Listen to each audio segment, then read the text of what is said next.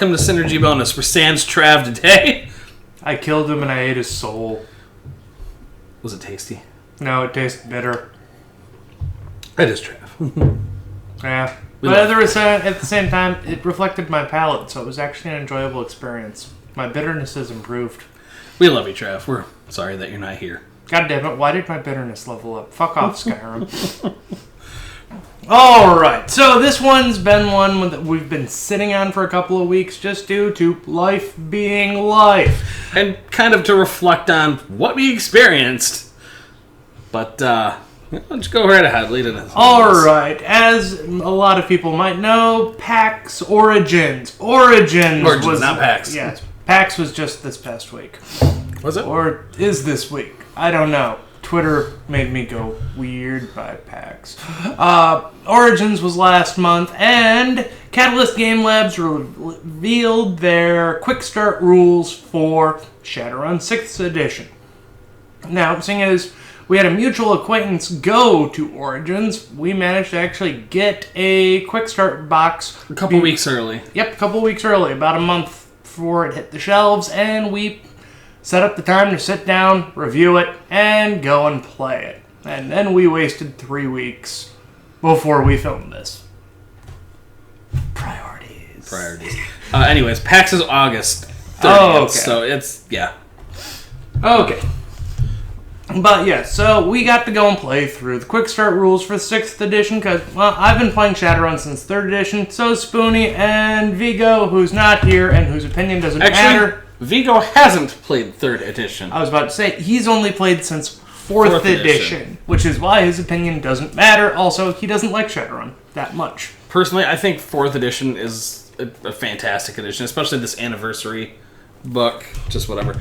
But honestly, 3rd edition is my first jump into tabletop gaming, so I do have a soft spot for this one. It was the second tabletop game I ever played after 3rd edition D&D. Thirds was a lot for people. Yeah.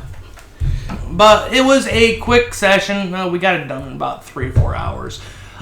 It is a pre-made module with 4 characters set up to go. You've got a face, you've got a street Sam, you've got a mage.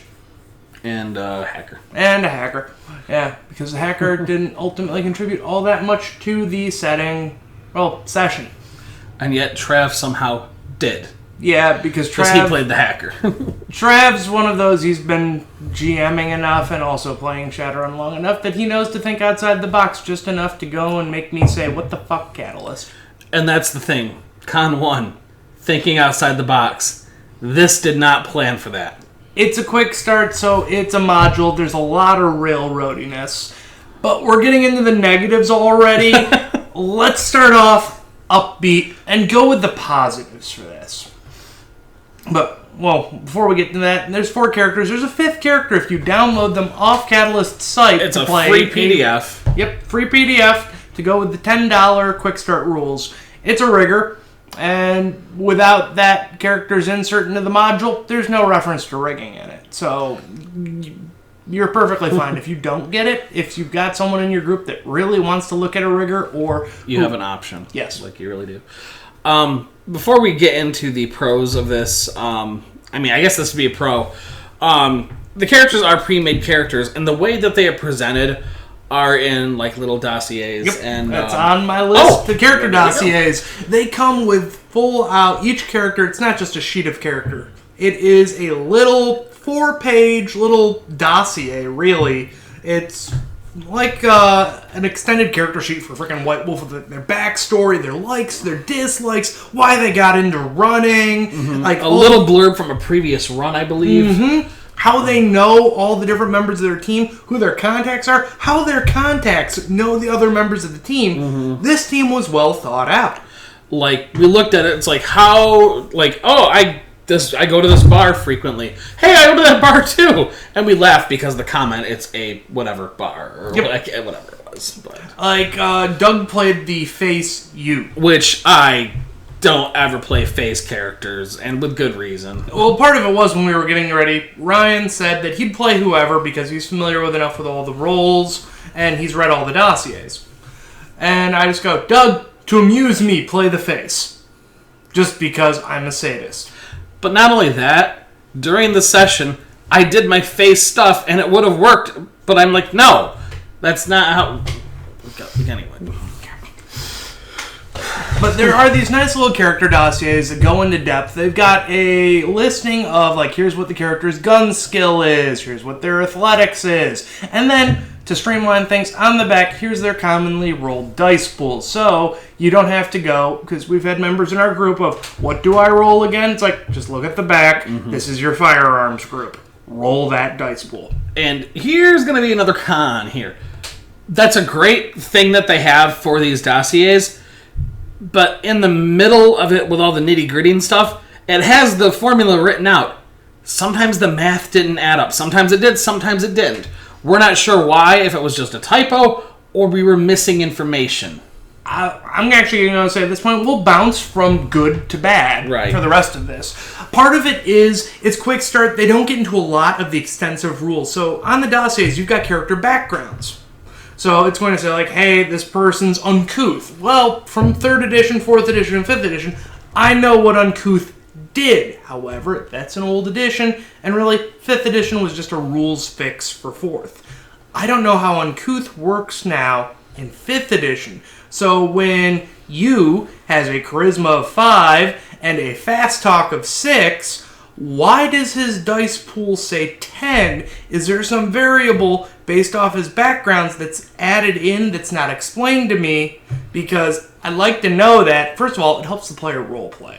Secondly, I'm kind of a min-maxer and a dice fiend, so I like to know exactly the breakdown. I will be even calculating. You have a moving target modifier plus a moving shooting modifier, and there's a visibility modifier because you don't have low lights and it's at night.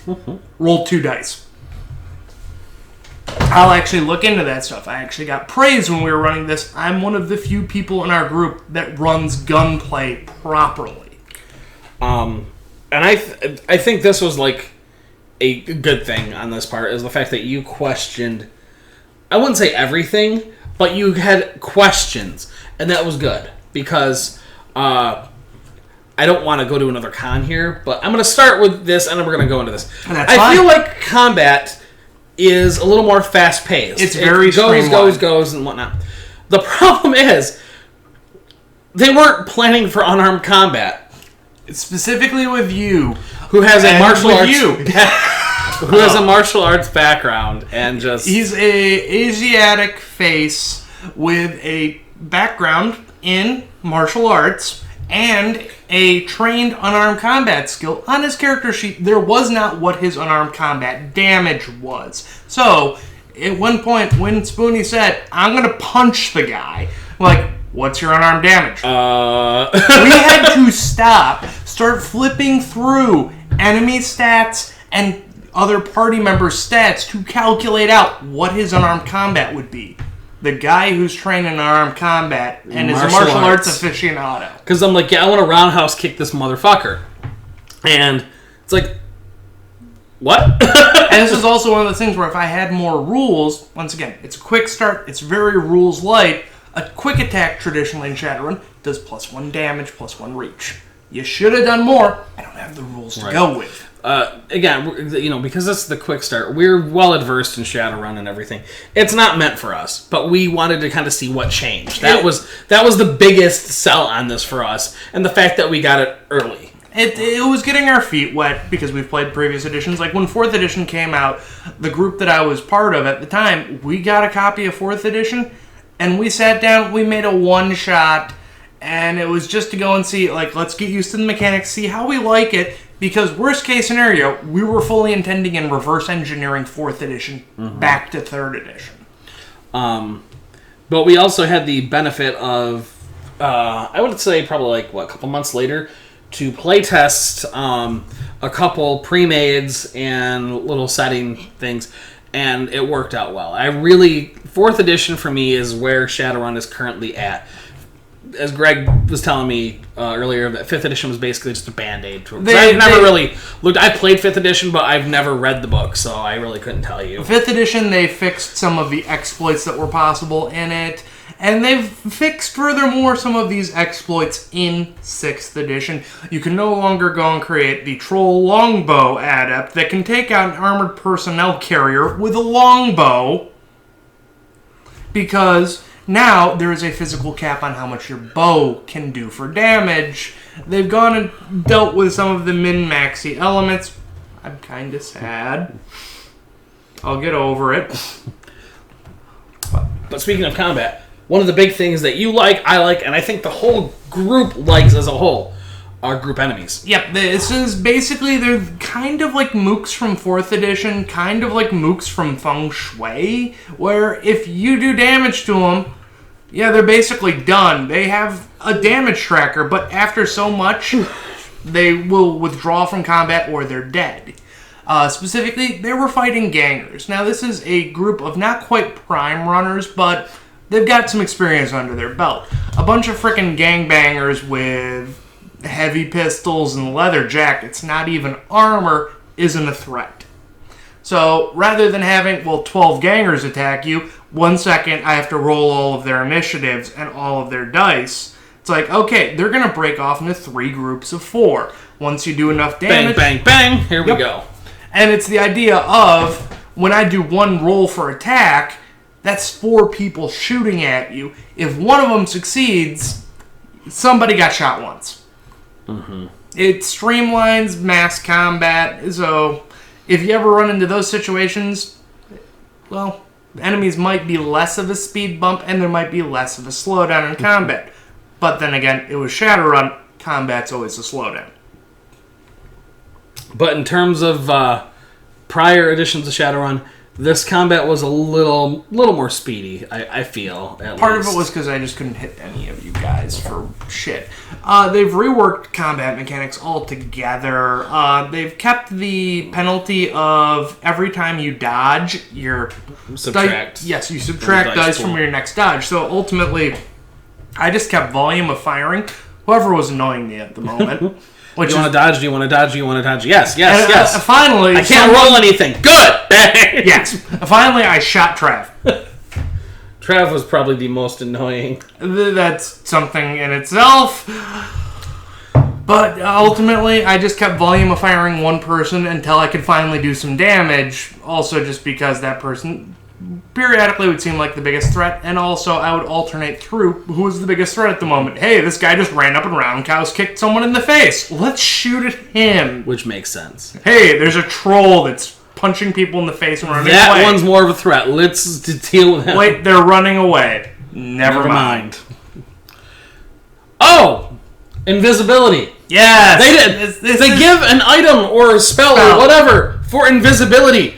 Nothing on it. This is one of my... Oh, go. They didn't plan for any player to use this ability. They had it very set up of the party can either run away and end the encounter right there, or you can get dragged into the plot, which is going to inevitably end with a fight or a really awkward diplomatic discussion, and then a fight. But they had it set up so these are really your only 2 options. The mage, who Ryan was playing, had the spell Invisibility.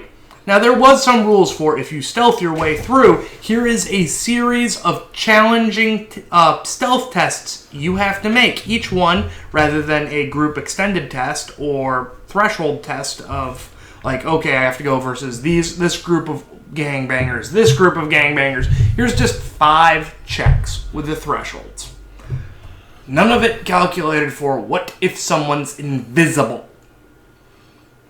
And it's quite a bit where Catalyst, and this has come up from previous modules we've run, they don't really think about some things. Trav at one point goes, hey, there's this limo that everyone's dealing with.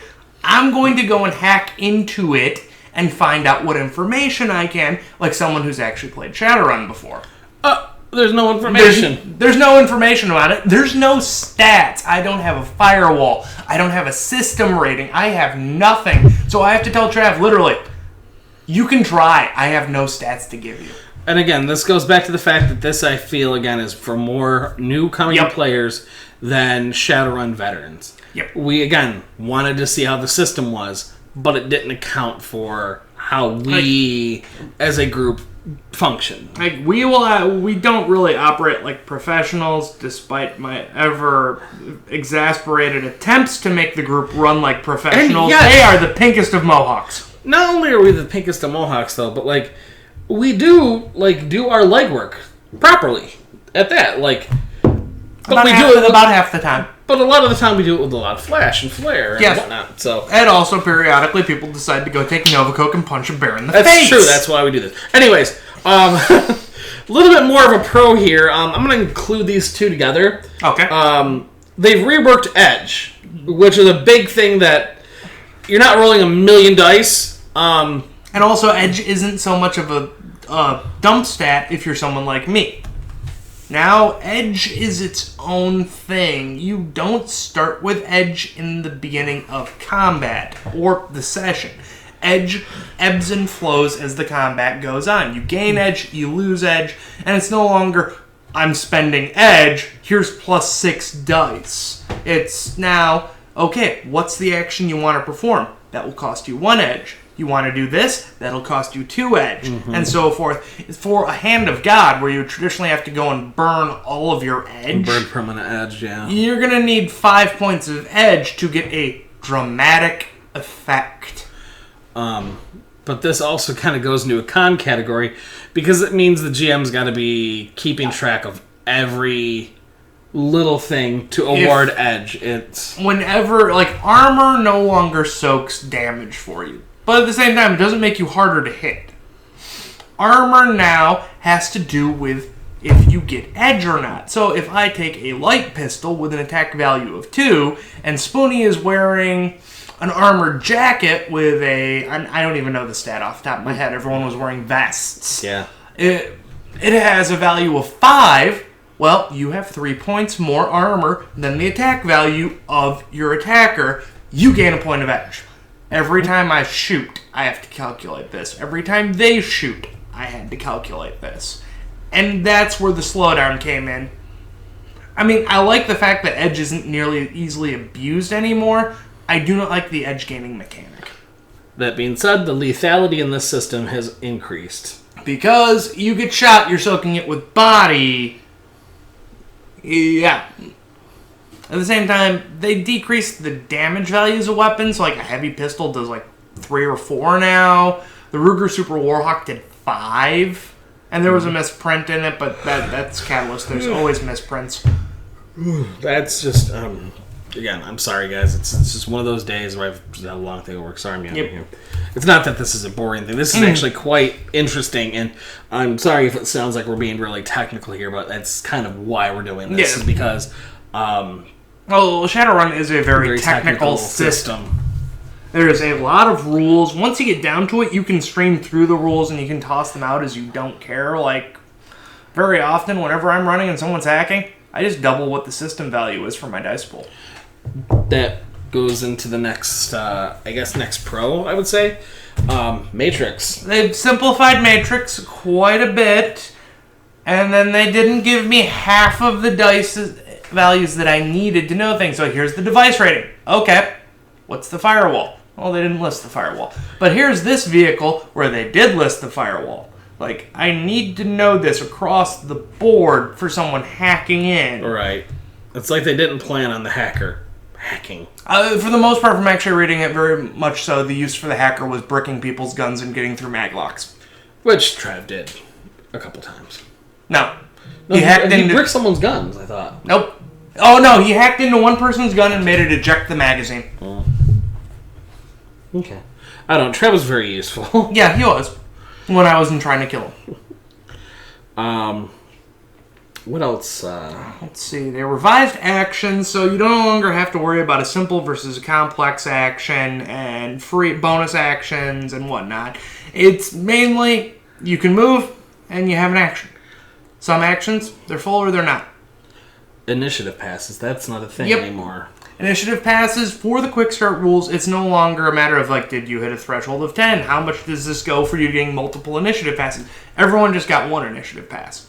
Streamline things. I'm sitting there going, traditional editions, if you don't have more than one initiative pass, you're kind of screwed in combat, but hey, we're going to go with it. Everyone's on an even power level. I think that works for the best.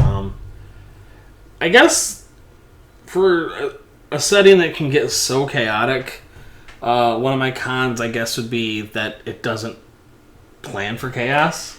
Yeah, because there's a couple of points, actually, when we were running where it's like, okay, and the party should go on to do this. They want to leave. They want to get in their van and drive away. I have nothing stopping them from going, and I actually had to come up with something to keep them on the mission at that point. The big thing is with this is, again, not a lot of out-of-the-box thinking. As you were saying, it said forced combat. At this point, we are going to go and show off the combat mechanics of the system. It's a quote that came up from our one war story. And I use it sardonically and very sarcastically. There is nothing else the party can do here except for call the police. Like, oh God, no, you are so wrong. There is so much more they can do. Like, we're just really out-of-the-box thinkers. But it's a module. And modules are very railroady, and... My biggest complaint about this module, I would say, aside from like the numbers not adding up, is the fact that it wasn't a real run. It was just, you were in the wrong place at the wrong time. You were on a, Safeway? No, you guys were in a Stuffer Shack. You guys were basically at a Circle K. Yeah. So we're there buying like Cheetos and shit. You guys were getting your like for a sports event or late night snack or whatever. You guys were getting a late night snack at the local 7-Eleven when shit went downtown like you're in Detroit. And like literally, or the 7-Eleven. Our options were to stay locked in the Stuffer Shack. At which point, or 5 terms later, I would have released knockout gas. Yep. Or snuck out the back door, which never came up in the description, and as they were at the dialogue phase, we hadn't pulled out the map, so no one noticed the back door. Right. And you're not supposed to be able to talk down these people. I talked them down. Yeah, and it wasn't calculated for what happens if you do that, so I had to actually go and do a GM fiat in, fine, I'll let you guys pass 500 million ahead. And no one's going to pay that. It's just one of those things. It was railroady, but then again, it's a module. Modules are generally railroady. Right. I could definitely see how this would get people into the setting and whatnot. As a module box and whatnot, everything is presented very, very nicely. Yes. It is very nice. It comes with dice. It comes with everything. The map. The map is nice. I wish we would have remembered that earlier on. I also wish that the map hadn't gotten snagged with the box set last week. Because we could have used it for a prop to review. Oh, well. But it's got a very nice map of Seattle on the other side, showing like, hey, here's all these very famous locations. Here's the Sky Needle. Here's Club Penumbra. Mm-hmm. All of this cool stuff for you to actually get some context on Seattle. Where everything is. Excuse me. Oh, my God. I'm sorry. Looking over my list again. Doesn't explain enough. Character sheets are lacking info that is logical. Yeah, I'm getting to that one. I'm working down to it. Numbers didn't add up. Reworking Edge. Doesn't count on the chaos. Resist the urge to kill Trav's character. Half the party ultimately wasn't needed in the sense of combat. Right. We had a face. I really wasn't needed. Yeah. Like there was one part early on. Ultimately, the party went for a stealth combat approach. The face wasn't really needed. Ultimately, their solution was, let's cast improved invisibility on the street, Sam. Have them resolve with the issue. And we all run out. And the last part was seriously like, you guys got into the van, there's nothing I can do to stop you at this point. There's a boss fight set up, but you're in your van already. Mm-hmm. I don't know. As a box, as a presented piece of gaming paraphernalia. Yeah. I mean, it's $10. It's cheap. $10. It's cheap. If you've never played Shadowrun, this is perfect to start into. Or if you haven't played since 3rd edition, you've been out for a couple of years. Yeah. But just, again, keep in mind the out-of-the-box thinking. And I guess that goes with any sort of pre-made module and whatnot. Yeah. But, like... Well, not any. Okay. What do you need? I'm looking for Expedition to Castle Ravenloft. This thing, I did very minor amounts of adjustment to it. My notes are still in there from when I did it, but I was able to calculate within the book everything the party did. But then again, that's an actual module. This is a quick start, and I need to get over that. Right. It's not a module. It is a quick Also, start. that's Wizards of the Coast, and they're generally really good on thinking outside the box. I do gotta say, the new art for this is sharp. Yep, I really like it. It's all glossy, very nice, well crafted for how I the price. really dig the fact that the character that I played, he was an Asian elf. He looked just like this suave character that you would see in a casino. He looked like a Mr. Johnson. Yes, he looked. And that's the other thing. There was no Johnson in this because, again, we were in a stuffer shack. Well, maybe there wasn't because you were an elf. That's why there was no Johnson. I don't play elves. This is the first elf I've ever played. Fraggin' Keeblers. Yeah. Now, the one thing that is just my gripe that I have been holding off this entire time, I had to resist the urge to murder fuck Trav's character the entire session. Trav's character was the most special, and one of our friends, who generally does not get into these discussions with Trav, Doug, or I, even pointed this out, that they were the most special of special snowflakes. Like, I am an...